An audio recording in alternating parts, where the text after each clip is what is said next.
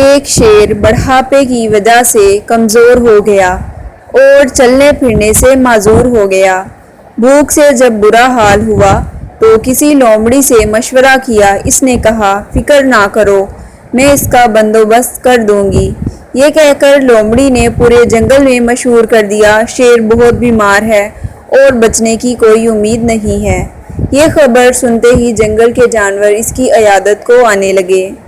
شیر غار میں سر جھکائے پڑا رہتا اور عیادت کے لیے آنے والے جانوروں کا شکار کر کے اپنی بھوک مٹاتا رہا۔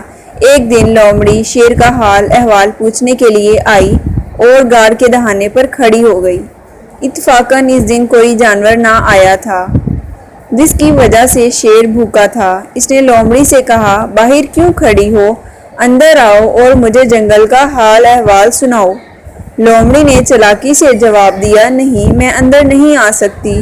میں یہاں سے باہر آنے والے پنجوں کے نشان دیکھ رہی ہوں، لیکن واپسی کے نہیں۔